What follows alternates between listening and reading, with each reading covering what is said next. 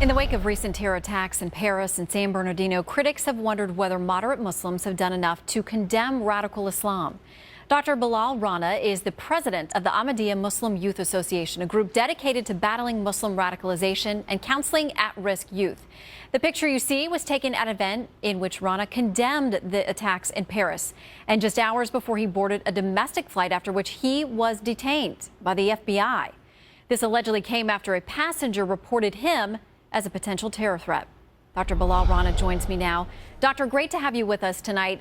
The piece that you penned about your experience was very touching and asking us to imagine going through your process, being in your shoes when you're somebody who is openly, radically talking about ISIS and denouncing everything that they stand for, and yet you yourself know what it's like to feel the eyes of suspicion. That's correct. Thank you for having me on, Shannon. It's embarrassing, it's hurtful, I must say. And I think it's an experience that every Muslim has felt at some point.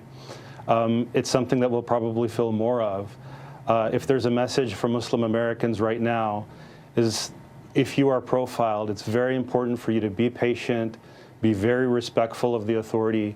If you are teased in that situation, it's an opportunity for you to show other people what it means to be a good Muslim. In that situation, it's your chance to be the better American. Be fully compliant with authorities, and that's very important. I was picked out of a crowd by mistake. The irony in my story is that I've dedicated my life outside of work to fight radicalization. But I was mistaken as a radical on my flight by the lady that sat next to me.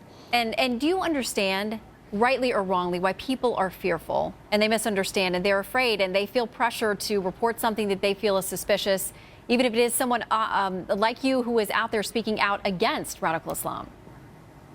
I do. I understand that. And if I had a chance, and maybe this lady who sat next to me, who turned me in to the FBI, if she's watching, I'd want her to know that I do get it. I understand Muslims are scared, Americans are scared, and even Muslims are scared of ISIS.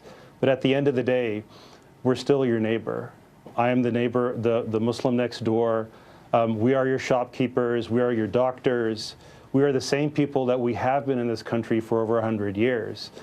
And I want you to feel like you can have a conversation with me. Yes, just talk to me rather than talking with the cockpit. Right.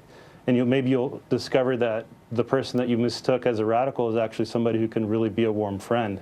Doctor, we thank you very much, and thank you for speaking out. And thank you.